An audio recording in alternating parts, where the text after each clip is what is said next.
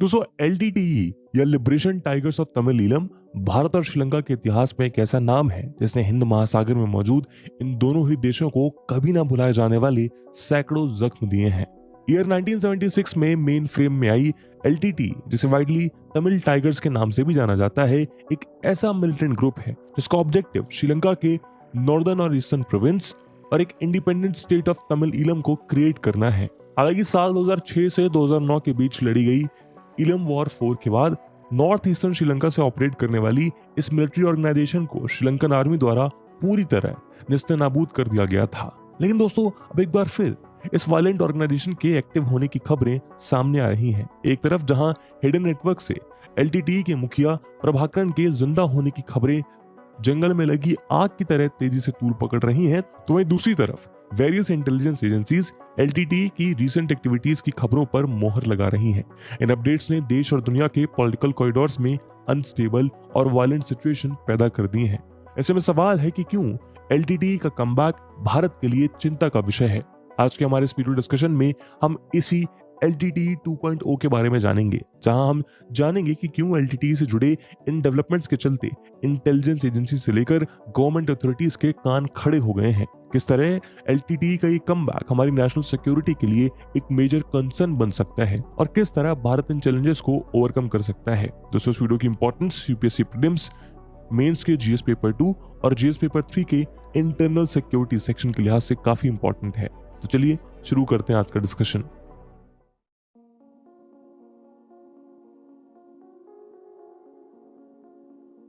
दोस्तों एलटीटी की कमबैक को लेकर भारत का पहला मेजर कंसर्न न्यूली इमर्ज होते एक नेक्सस से जुड़ा है। ऐसा नेक्सस जो साउथ एशिया के 3 इनफेमस ग्रुप्स के बीच एक थ्रेटनिंग ट्रायंगल को क्रिएट कर रहा है। इस ट्रायंगल के एक सिरे पर एलटीटी, दूसरे सिरे पर लश्कर और तीसरे सिरे पर आईएसआई है। दिसंबर 2022 में एनआईए यानी नेशनल इन्वेस्टिगेशन एजेंसी ने अपनी एक रिपोर्ट में इस बात का जिक्र किया कि एलटीटी साउथ इंडिया में ड्रग पेडलिंग और आर्म सप्लाई की मदद से फंड्स को जनरेट कर खुद को फिर से रिवाइव करने की कोशिश कर रहा है और उसकी इस कोशिश में उसे पाकिस्तानी इंटेलिजेंस एजेंसी आईएसआई का भरपूर साथ मिल रहा है। दरअसल एनआईए ने अपने एक मिशन के दौरान तमिलनाडु के तिरुचिरापल्ली में एक रेफ्यूजी कैंपस से 9 श्रीलंकन को ड्रग्स और आर्म्स की स्मगलिंग के लिए गिरफ्तार किया था। अपनी फर्दर इन्वेस्टिगेशन में एनआईए ने पाया कि इस पूरी एक्टिविटी को श्रीलंका ड्रग माफिया सी गुणशेखरन, पाकिस्तानी ड्रग और आर्म सप्लायर हाजी सलीम के साथ मिलकर रन कर रहा है। वही हाजी सलीम जो दाऊद इब्राहिम का शागिर्द है और पाकिस्तान के कराची में बैठकर एशिया के सबसे बड़े multi billion dollars drug network को रन करता है। आज हाजी सलीम दाऊद इब्राहिम के बाद आईएसआई के सबसे क्लोज अलाइज में से एक है, जो अपने नेटवर्क की मदद से भारत, बांग्लादेश, श्रीलंका और नेपाल समेत पूरे एशियन कॉन्टिनेंट में ड्रग्स और आर्म स्मगलिंग का इलीगल चैनल को ऑपरेट करता है। और अब आईएसआई हाजी के इसी नेटवर्क का इस्तेमाल एलटीटी को रिवाइव करने के लिए कर रहा है। आईएसआई हाजी की मदद से एलटीटी को रिक्वायर्ड फंड्स मुहैया करवाना चाहती है ताकि एलटीटी श्रीलंका और इंडिया में अपनी एक्टिविटीज को दोबारा शुरू कर सके। आईएसआई का मानना है कि एलटीटी के रिवाइवल से पाकिस्तान को 2 तरह का फायदा होगा। नंबर 1, 2009 में इनएक्टिव होने से पहले एलटीटी ने अपनी लड़ाई तमिलियन कल्चर को प्रिजर्व करने के नाम पर लड़ी थी, जिसके चलते उसे इंडिया के सदर्न स्टेट्स के कुछ एक्सट्रीमिस्ट और सो कॉल्ड तमिल नेशनलिस्ट का खूब साथ मिला था। आईएसआई का मानना है कि अगर एलटीटी फिर से रिवाइव हो जाता है तो उसे इंडिया के सदर्न स्टेट्स में मौजूद यूथ को कल्चर या आइडेंटिटी के नाम पर एक्सट्रीमिस्ट आइडियोलॉजिकल्स की तरफ पुल करने में आसानी होगी, जो भारत को अंदर से कमजोर बनाएगा। साथ ही इससे आईएसआई को इन इलाकों में रह रहे भारतीय मुस्लिम्स को रेडिकलाइज करने में भी मदद मिलेगी। वहीं आईएसआई का यह भी मानना है कि एलटीटी एशिया में उसका एक परफेक्ट एलाई बन सकता है, जिसकी मदद से वो अपनी टेररिज्म रिलेटेड एक्टिविटीज को और इजीली भारत पर अनलीश कर सकेगा। यही कारण है कि अपनी इस मुहिम में आईएसआई लश्कर जैसे टेररिस्ट ग्रुप्स को भी इन्वॉल्व कर रहा है और खुद वो एलटीटी और लश्कर को पास लाने का काम कर रहा है। और एलटीटी को ऑलरेडी दूसरे टेररिस्ट ऑर्गेनाइजेशन के साथ काम करने का अनुभव भी है, क्योंकि ऑलरेडी वो 90s के दशक में अलकायदा जैसे टेररिस्ट ऑर्गेनाइजेशन के साथ क्लोजली ऑपरेट कर चुका है और अब लश्कर के साथ वो उसी तरह के रिलेशन को बिल्ड करने की कोशिश कर रहा है। इसी साल 30 अप्रैल को एचटी मीडिया ग्रुप ने अपनी एक रिपोर्ट में इस बात का जिक्र किया था कि हाजी सलीम आईएसआई और लश्कर के साथ मिलकर भारत, श्रीलंका, मालदीव समेत कुछ मिडिल ईस्टर्न कंट्रीज में इलीगल स्मगलिंग का नेटवर्क रन कर रहा है। लेकिन अब ये ग्रुप एलटीटी की मदद से आर्म्स एंड एम्युनिशन से लेकर हेरोइन, मॉर्फिन, हाइड्रोकोडोन, ओपियम, नॉर्को और कॉन्टेन जैसे ड्रग्स को श्रीलंकन कोस्ट से तमिलनाडु की तरफ स्मगल करने का काम कर रहा है। एलटीटी, आईएसआई और लश्कर का यही नेक्सस श्रीलंकन और इंडियन गवर्नमेंट के लिए चिंता का विषय बनता जा रहा है। ऊपर से अब इस पूरे सिनेरियो में चाइना का इन्वॉल्वमेंट इस सिचुएशन को और ज्यादा ट्रिकी बना रहा है।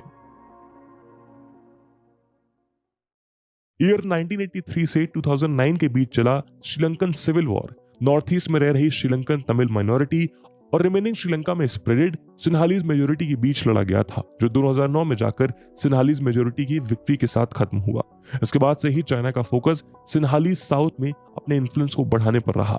शुरुआती दिनों में चाइना ने सिन्हालीज नेशनलिस्ट का सपोर्ट एलटीटी के बचे कुछ बेसिस और मेंबर्स को खत्म करने के लिए किया, जिसके चलते चाइना और श्रीलंकन गवर्नमेंट के स्ट्रॉन्ग रिलेशन स्टैब्लिश हुए।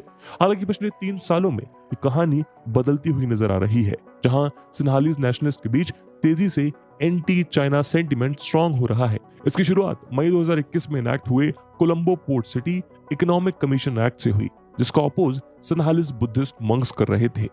सिन्हालीज नेशनलिस्ट का मानना है कि चाइना द्वारा डेवलप की जा रही कोलंबो पोर्ट सिटी असल में एक चाइनीज कॉलोनी है और तत्कालीन राजापक्सा सरकार श्रीलंकन सोवरेनिटी को जानबूझकर चाइना के अधीन कर रही है। सितंबर 2021 में एक बार फिर चाइना को एक और मेजर सेटबैक का सामना करना पड़ा, जब श्रीलंका की नेशनल प्लांट क्वारंटेटिव सर्विस ने चाइना से इंपोर्ट होने वाले 20,000 टन ऑर्गेनिक फर्टिलाइजर के कंसाइनमेंट को क्वालिटी पर्पसेस के चलते कैंसिल कर दिया। इसके जवाब में चाइना ने स्टेट द्वारा owned People's Bank of Sri Lanka को बैकलिस्ट कर दिया। सिमिलरली नवंबर 2021 में श्रीलंकन गवर्नमेंट ने चाइनीज कंपनी को दिए हुए $20 मिलियन के रिन्यूएबल एनर्जी प्रोजेक्ट को कैंसिल कर दिया था। और इन्हीं सब रीजंस की वजह से सिन्हालीज नेशनलिस्ट के बीच एंटी चाइना सेंटिमेंट तेजी से स्ट्रांग होता जा रहा है, जिसके चलते अब चाइना इस सिचुएशन को काउंटर बैलेंस करने के लिए नए रिलेशंस श्रीलंका के तमिल नॉर्थ में तलाश रहा है। श्रीलंका का तमिल नॉर्थ एलटीटी के मेंबर्स, रिक्रूटर्स, एक्टिविटीज का होम माना जाता है। ऐसे में हमारी इंटेलिजेंस एजेंसीज को शक है कि आने वाले समय में चाइना एलटीटी का सहारा भारत के खिलाफ भी कर सकता है, कुछ वैसे ही जिस तरह चाइना पाकिस्तान से ऑपरेट हो रही टेररिस्ट ऑर्गेनाइजेशन के जरिए कर रहा है। आज ये बात जग जाहिर है कि चाइना बैकहैंड से पाकिस्तान की टेररिस्ट ऑर्गेनाइजेशंस को सपोर्ट करता है। यही वजह है कि जब भी इंडिया यूएन में किसी पाकिस्तानी टेररिस्ट ऑर्गेनाइजेशन या उसके सरगना के खिलाफ कोई प्रपोजल लेकर आता है, तो चाइना अपने वीटो पावर का इस्तेमाल करके उसे रोक देता है। एक्सपर्ट्स का मानना है कि इस बात की पॉसिबिलिटी को डिनाई नहीं किया जा सकता कि आने वाले समय में एलटीटी को रिवाइव कर चाइना सदर्न इंडियन स्टेट्स में वॉलेटाइल सिचुएशन पैदा नहीं करेगा। अगर ऐसा हुआ तो भारत एक 2 फ्रंट टेररिज्म टर्मोइल में फंस जाएगा, जहां एक तरफ Pakistan sponsored terrorist organisations Indian Muslims को रिलीजन के नाम पर रेडिकलाइज और दूसरी तरफ एलटीटी इंडियन तमिल्स को कल्चर और लैंग्वेज के नाम पर एक्सट्रीमिज्म की तरफ ले जाने की कोशिश करेंगे।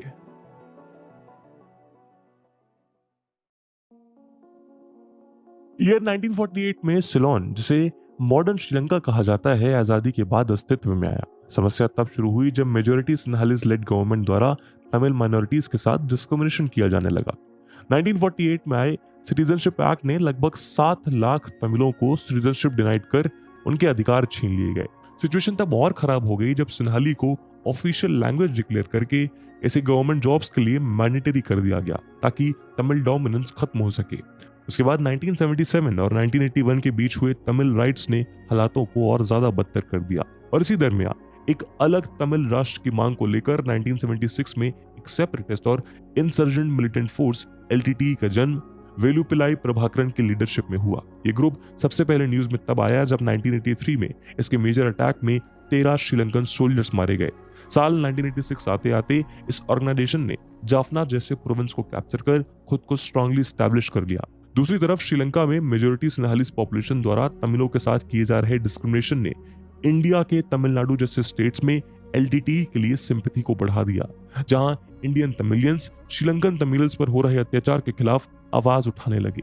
यही कारण था कि इंटरनल पॉलिटिकल प्रेशर और लोकल विश के कारण इनिशियली रॉ ने इस ऑर्गेनाइजेशन को ट्रेनिंग और आर्म्स एंड एम्युनिशंस प्रोवाइड किए थे। दरअसल एक इंटरव्यू के दौरान एलटीटी के लीडर रहे कुमारन प्रभाकरन ने खुलासा किया था कि खुद इंदिरा गांधी ने रॉ को एलटीटी की मदद करने के लिए कहा था। हालांकि प्रभाकरन के इन दावों में कितनी सच्चाई है ये कहना मुश्किल है।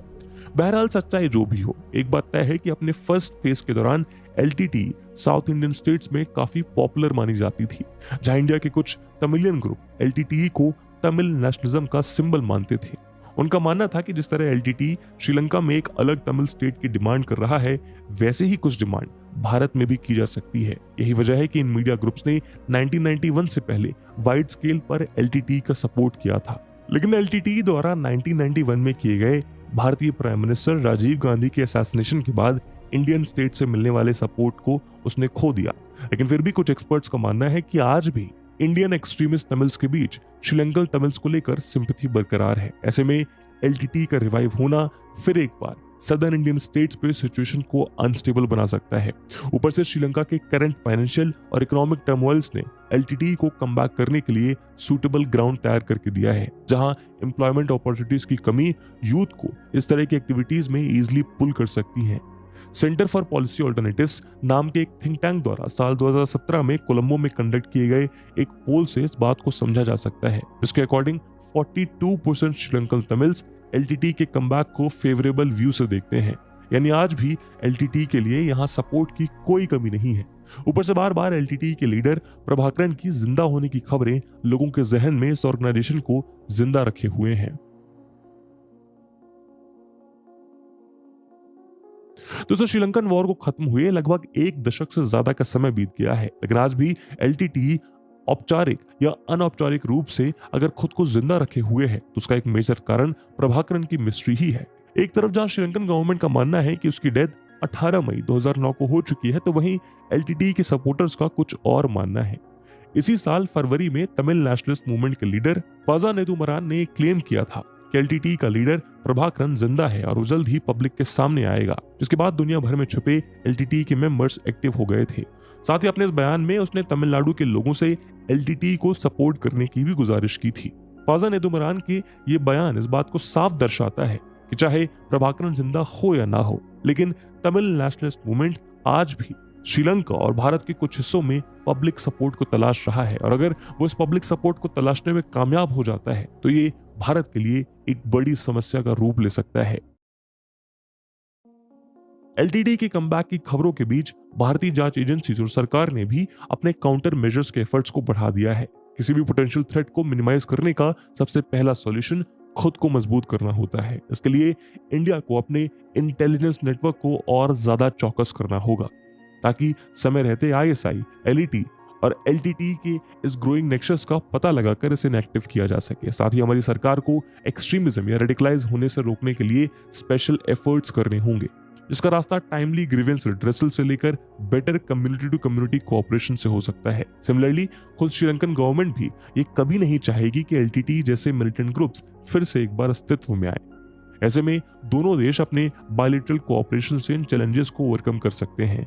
इंडिया श्रीलंका को उसकी फाइनेंशियल टर्मोइल से बाहर निकालने में ऑलरेडी मदद कर रहा है, और इस सपोर्ट को अलग अलग डायमेंशंस में डाइवर्सिफाई किया जा सकता है, ताकि एलटीटी को मिलने वाले लोकल सपोर्ट को खत्म किया जा सके। साथ ही दोनों ही देशों की सीक्रेट एजेंसीज रॉ और सिस इंटेलिजेंस और रिसोर्स एक्सचेंज के सहारे इस कॉमन थ्रेट को वंस एंड फॉर ऑल खत्म कर सकती है, ताकि इंडियन सब कॉन्टिनेंट में पीस और प्रॉस्पेरिटी को इंश्योर किया जा सके। और इसी उम्मीद के साथ आज के वीडियो को हम यहीं विराम देते हैं। आई होप आपको वीडियो पसंद आई होगी, और अगर पसंद आई है तो अपने दोस्तों के साथ शेयर करना मत भूलिएगा। हम मिलते हैं अगले वीडियो में, तब तक